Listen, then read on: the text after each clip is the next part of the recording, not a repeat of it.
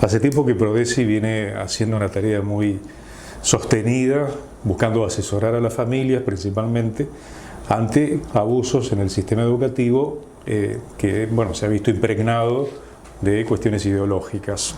Esto no es nuevo, pero bueno, lo último que ha pasado en la provincia de Buenos Aires evidentemente ha alertado a muchísima gente. ¿Cuál es la visión que tienen sobre esto particularmente?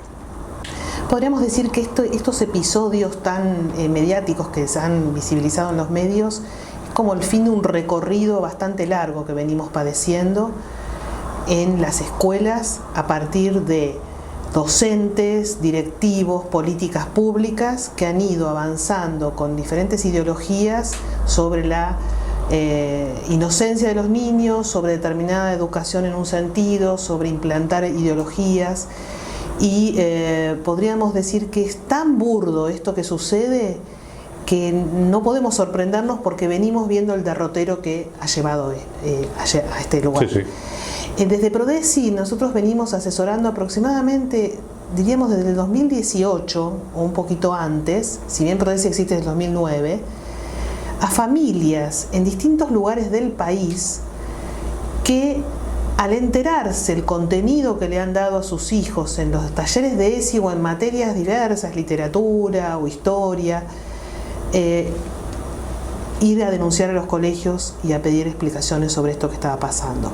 Muchos de estos padres se encontraban solos, muchos de estos padres se encontraban con que no sabían si tenía razón el colegio cuando les decían esto es ley y lo debemos dar así.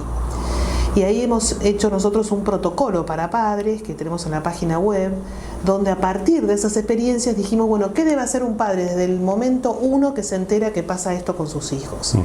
La manera de detener este avance ideológico, estas políticas públicas, hasta tanto las leyes puedan reformarse o adaptarse o prohibir determinadas conductas en las escuelas, son los padres, las familias las que deben ir, reclamar, poner un límite, denunciar, hacer actas en los colegios, responsabilizar a aquellos que tienen a su cargo estos menores.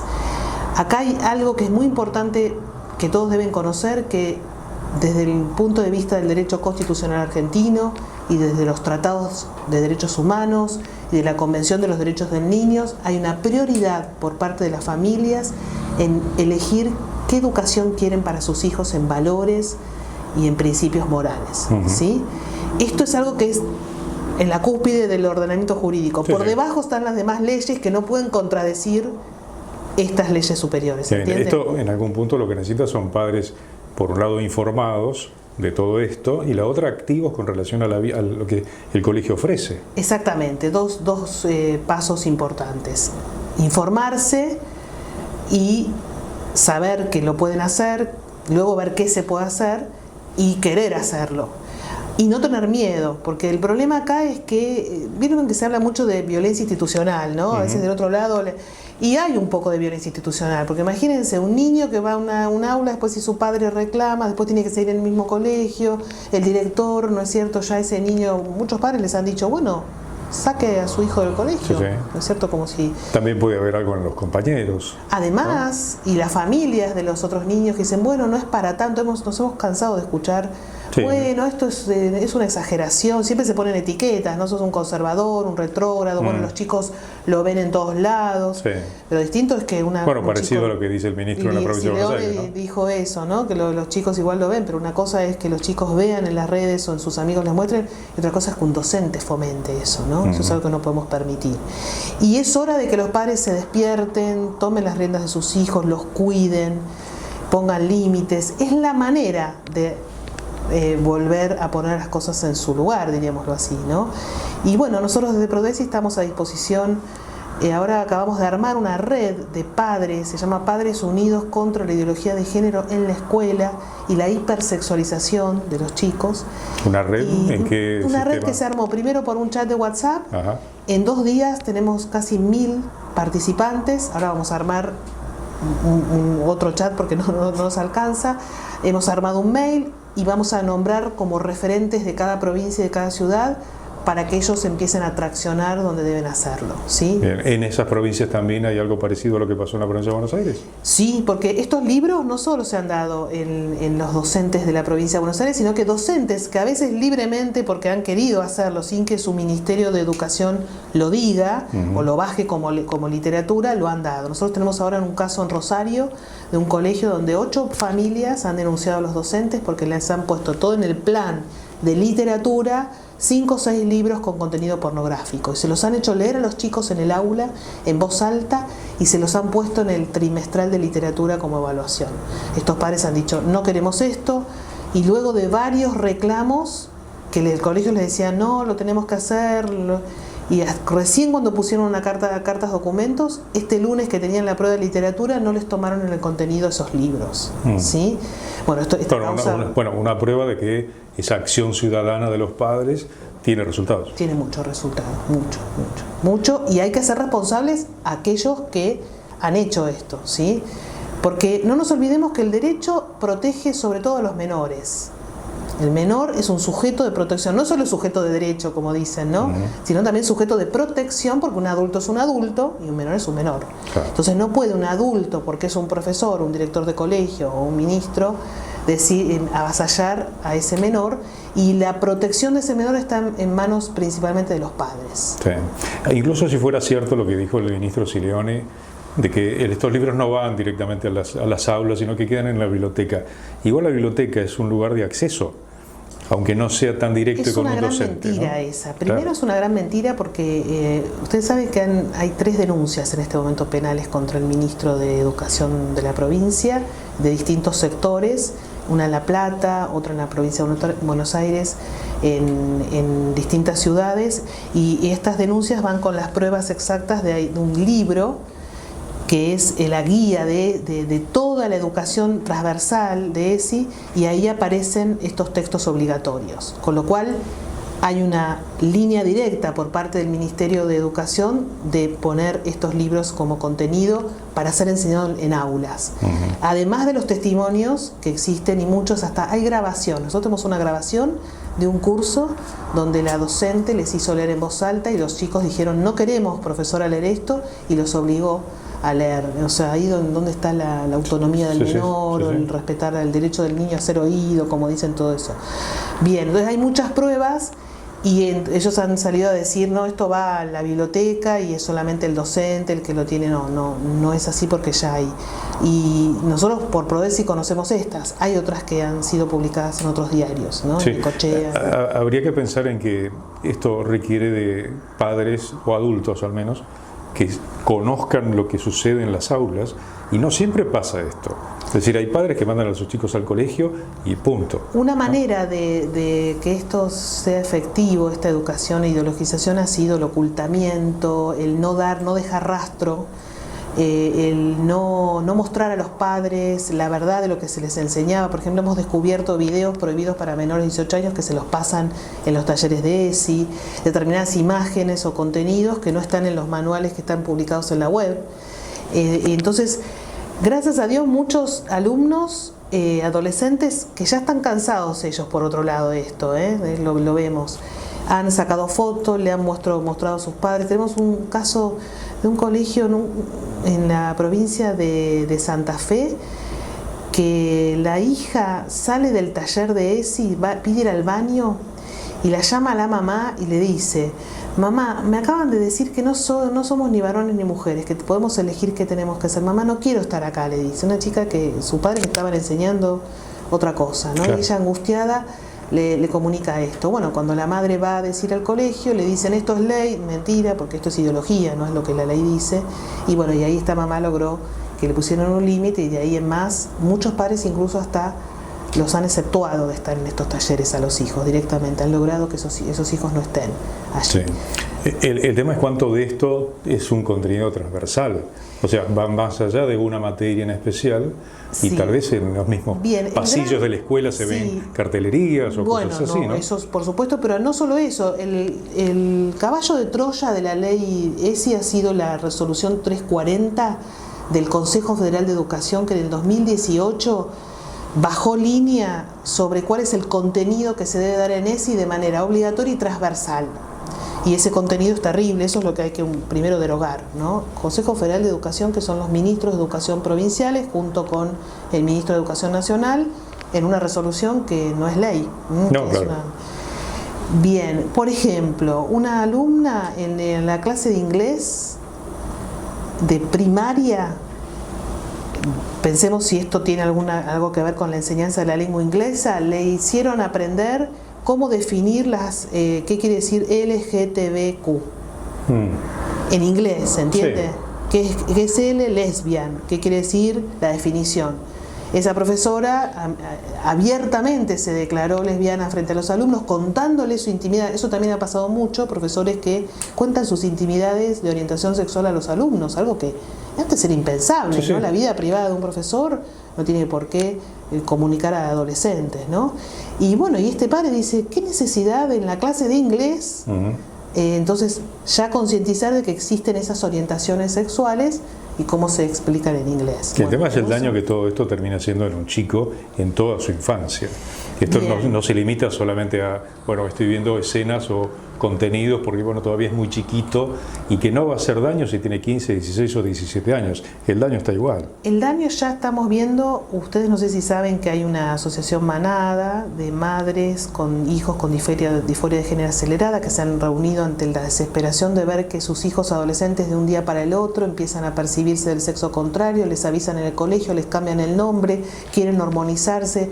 Bueno, ya estamos teniendo estos efectos. Muchas de estas familias cuando estaban en primaria decían, bueno, no es para tanto.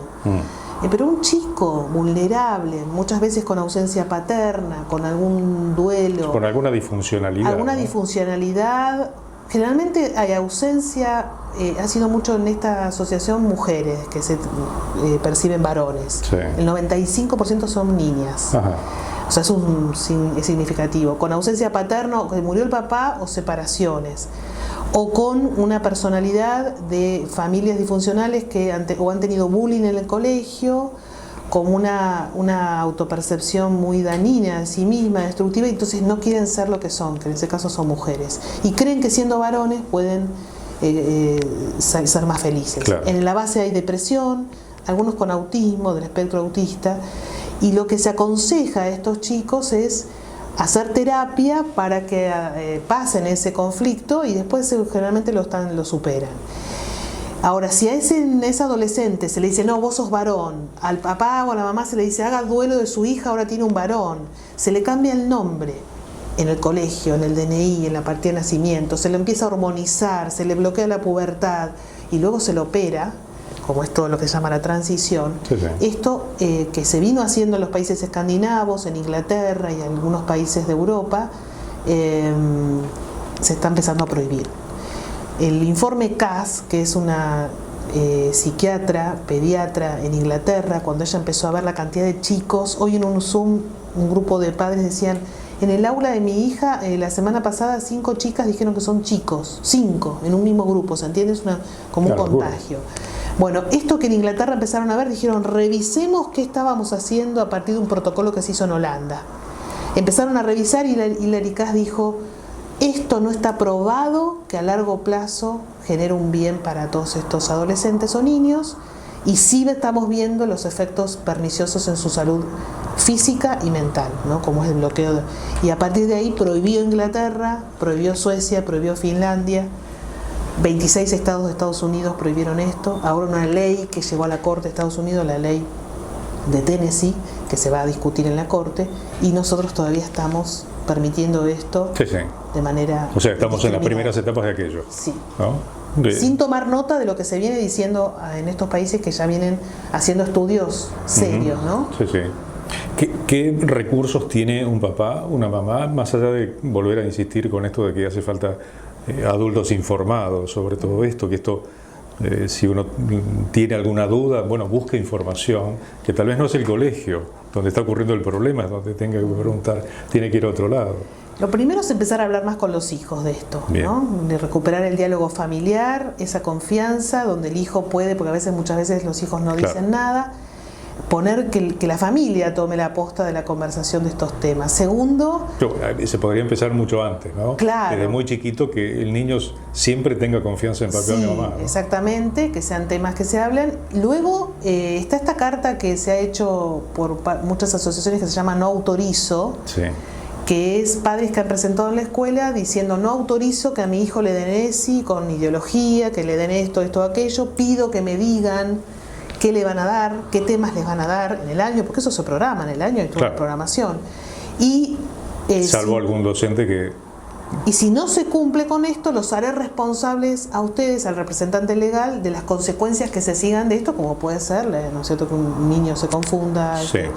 Y esas notas han dado muy buen resultado, porque ahí los colegios están advertidos, saben que esas familias no son tontas. Y si se repiten muchas, reconsiderarán el tema. Entonces el 2025 quizás va a ser la ocasión, ahora con toda esta asociación de padres que se están reuniendo, de empezar a traccionar en los colegios, y luego a nivel legislativo, provincial, local, ver si se pueden empezar a hacer leyes mejores.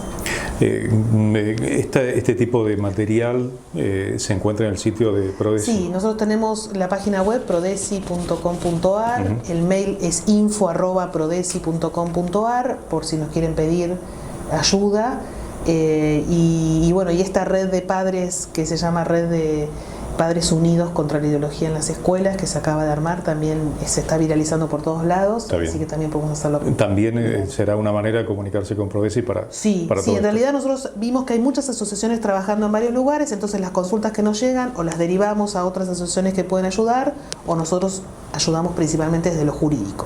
Nuestra expertise es lo jurídico y desde ahí ayudamos, pero traccionamos con psicólogos, médicos, pediatras, distintos ramas de lo que esto abarca, porque esto es como complejo, ¿no? No es una sola área. Está bien. Será bueno que de la misma manera que uno se entera de muchas cosas y las comparte en redes sociales y les dice, bueno, impregnar también las redes sociales de todas estas advertencias, como simple ciudadano o papá, ¿no? No ocultarlo, no dejarlo en lo privado. Sí, nuestro Instagram nosotros empezamos también a mostrar a través de videos, de explicar de manera más sencilla. A veces lo jurídico es difícil de entender. Y vemos que hay una repercusión de mucha gente que dice: no, esto no queremos, ¿qué podemos hacer? Qué bueno que se hable de esto, qué bueno que haya libertad para decir estas cosas. Y hay como más conciencia de la gravedad que esto tiene, ¿no?